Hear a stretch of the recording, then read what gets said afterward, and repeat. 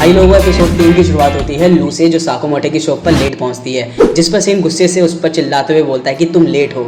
लू को जैसे कोई परवाह ही नहीं है। वो बोली जरा से ही तो लेट हूँ, इतना गुस्सा क्यों हो रहे हो शिन। शिन बोलता है जरा सा लेट हो मैडम, पूरे 2 घंटे लेट हो आप। और फिर दोनों काम पर लग जाते हैं। इतने में हम देखते हैं कि लू सामान को उल्टी सीधी जगह रख रही है, जैसे सरफ को फ्रिज में रख रही है, कोल्ड ड्रिंक वगैरह को शेल्फ में।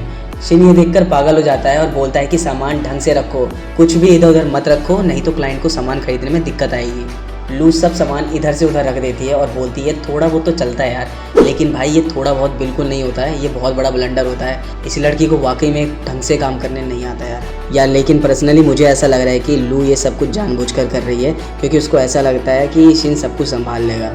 शिन लू से पूछता है कि तुमने इससे पहले पार्ट टाइम काम नहीं किया है क्या पागल लड़की। वो बोलती किया है, अपने डैड के साथ एक बड़े से खड्डे में कुछ बोरियां डालने का काम करती थी। शिन ये सब सुनकर साकोमोटो से बोलता है अब बस, ये लड़की यहाँ नहीं रहेगी, ये यहाँ का माहौल ख़राब कर रही है। लेकिन लू बोलती है यहाँ का माहौल बिल्कुल भी ऐसा नहीं है। इतने में साकोमोटो दोनों को डांटते हैं और लू को शिन से माफ़ी मांगने को बोलते हैं। और भाई यहाँ पर साकोमोटो को इतना बोलते देखते ही दोनों शॉक हो जाते हैं, क्योंकि वो बहुत ही ज़्यादा बोल रहे थे और ये बात हमारे शिन को हजम नहीं होती है। वो बोलता है कि इतने साल हो गए हैं साकोमोटो के साथ काम करते हुए, लेकिन मैंने उनको इतना बोलते हुए आज से पहले कभी नहीं देखा। इनके बात करने का ढंग और अंदाज पूरा बदल गया है। इतने में एक और शॉकिंग बात होती है कि सामने से एक और साकोमोटो आता है और भाई ये देखकर दोनों हक्के बक्के रह जाते हैं कि क्या दो साकोमोटो हैं। ये साकोमोटो आकर अपनी चेयर पे चुपचाप बैठ जाता है और दूसरा साकोमोटो उस पर अखबार फाड़कर अटैक कर देता है। वैसे ही साकोमोटो भी अपने कटर से अटैक कर देते हैं। नकली साकोमोटो अपने असली रूप में आ जाता है और बोलता है आपसे मिलकर बहुत खुशी हुई साकोमोटो, तुम बिल्कुल पहले जैसे हो, बिल्कुल वैसे ही मुझे। और भाई ये सब देखकर शिन चौंक जाता है, क्योंकि भाई उसने चुटकी बजाते ही अपना चेहरा बदल लिया था और शिन को बिल्कुल भी समय नहीं मिला कि उसका दिमाग पढ़ सके। तभी वो शिन और लू पे हंसने लगता है, इसीलिए क्योंकि दोनों ने उसे नहीं पहचान पाया।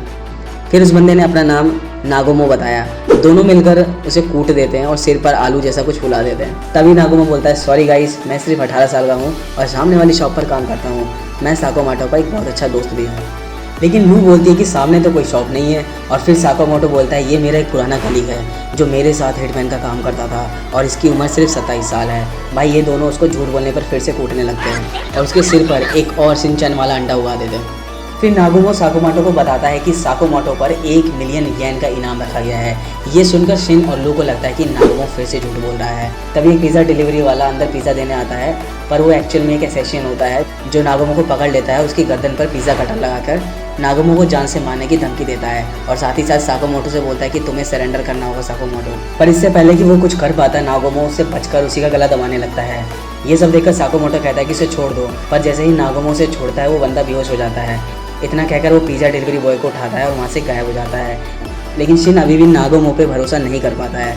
वो अभी भी डाउट में है कि ये बंदा भरोसे के लायक है भी कि नहीं। तभी हम देखते हैं कि कुछ असैसिन साकोमोटो को कैश काउंटर पर लगे हिडन कैमरे से देख रहे होते हैं और उस पिज़्ज़ा वाले आदमी को भी उन्हीं लोगों ने भेजा होता है। तभी उनका बॉस कहता है कि अगर हमें साकोमोटो को मारना होगा तो हमें सही टाइमिंग की ज़रूरत पड़ेगी और हमें बहुत ही सावधानी से काम करना होगा। तभी साकोमोटो हिडन कैमरे को नोटिस कर लेता है और कैमरे के पास जाकर उन लोगों को धमकी देता है कि कोई उन्हें परेशान ना करे वरना अंजाम बहुत ही बुरा होगा, और ये कहकर वो कैमरा तोड़ देता है। अगले सीन में हम देखते हैं कि शिन और साकोमोटो असैसिन से बचने के लिए क्या किया जाए इस टॉपिक पर बात कर रहे होते हैं। तभी साकोमोटो की बेटी वहाँ आती है और अपने पापा को कहती है कि आपने मुझसे वादा किया था कि आप मुझे शुगर पार्क ले जाएंगे। अब साकोमोटो परेशान हो जाता है, क्योंकि उसको बिल्कुल भी याद नहीं होता कि उसने अपनी बेटी से ये वादा किया था। और उसके परेशान होने की दूसरी वजह ये थी कि उसको पता था कि अगर वो इस वक्त बाहर निकलेगा तो वो असैसिन उसकी फैमिली पर हमला कर देंगे और अगर ऐसा हुआ तो उसकी फैमिली को दिक्कत हो सकती है। लेकिन इन सब के बावजूद भी साकोमोटो उन सबको पार्क में लेके जाता है, क्योंकि वो आखिरकार एक अच्छा पिता है। वहाँ पर वो लोग काफ़ी राइड्स को एंजॉय करते हैं। शिन और लू दोनों साकोमोटो की फैमिली की सिक्योरिटी की जिम्मेदारी लेते हैं। तभी शिन को एक असैसिन का पता चलता है और वो साकोमोटो को बता देता है। जब वो साकोमोटो को मारने के लिए उसके पास आता है तो साकोमोटो अपनी शर्ट की पॉकेट से पेन निकालकर उसकी छाती में घुसा देते हैं और शिन और लू तुरंत उसको ठिकाने लगा देते हैं। और वो दोनों इस काम को इतनी तेज़ी से करते हैं कि साकोमोटो की वाइफ और बेटी को बिल्कुल भी पता नहीं चलता। तभी एक दूसरा हिटमैन जो उन्हें इतनी देर से देख रहा होता है वो साकोमोटो को मारने के लिए जाता है। उसे ये भी पता होता है कि शिन और लू साकोमोटो की फैमिली की सुरक्षा कर रहे हैं और साथ ही साथ उसे ये भी पता होता है कि शिन एक माइंड रीडर है, इसीलिए वो अपने ख्यालों पे कंट्रोल रखता है कि शिन उसके ख्यालों को ना पढ़ पाए कि वो साकोमोटो को मारने जा रहा है और वो अपने काम को आसानी से कर ले। साकोमोटो की फैमिली रोलर कोस्टर पर जाती है तो हिटमैन भी उसी राइड पर चढ़ जाता है। राइड में जब शिन लोगों का दिमाग पढ़ रहा होता है तो उसे एक भी बंदा ऐसा नहीं मिलता कि उसे किसी पर शक हो। लेकिन तभी लू को उस हिटमैन पर शक हो जाता है और मौका देखकर वो हिटमैन साकामोटो पर गोली भी चला देता है।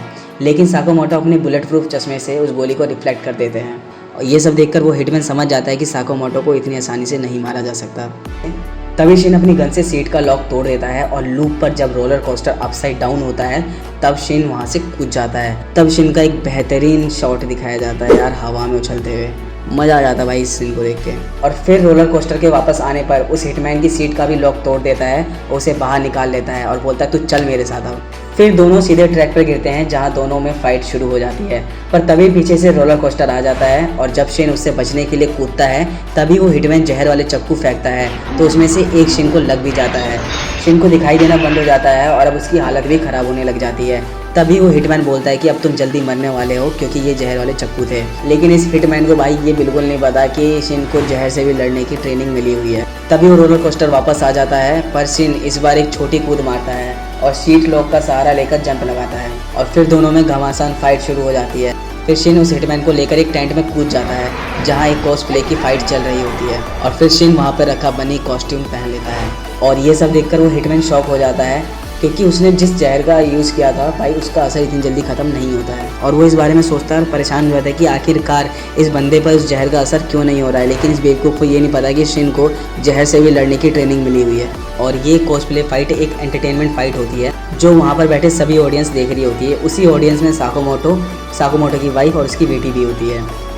लोगों को ऐसा लगता है कि ये फाइट नकली की है लेकिन दरअसल ये फाइट असली ही चल रही होती है। लेकिन जब शिन उस हिटमैन पे भारी पड़ने लगता है तो वो उसका मास्क फाड़ देता है और वो देखकर शॉक हो जाता है क्योंकि शिन ने तो आंखें बंद कर रखी थी, फिर वो इतनी अच्छे से फाइट कैसे कर पा रहा है। फिर हमें पता चलता है कि साकामोटो जो इस ऑडियंस का हिस्सा है शिन को एयरपोर्ट के थ्रू गाइड कर रहे होते हैं। साकामोटो शिन को पूरी तरीके से गाइड कर रहे होते हैं कि कब उसे अपना लेफ्ट पंच मारना है, कब राइट पंच मारना है और कब उसके पंच को डॉज करना है। और लास्ट में जब साकामोटो खत्म बोलते हैं तभी शिन एक जोरदार किक मारकर फाइट को एंड कर देता है और यहीं पर एपिसोड 3 का एंड हो जाता है।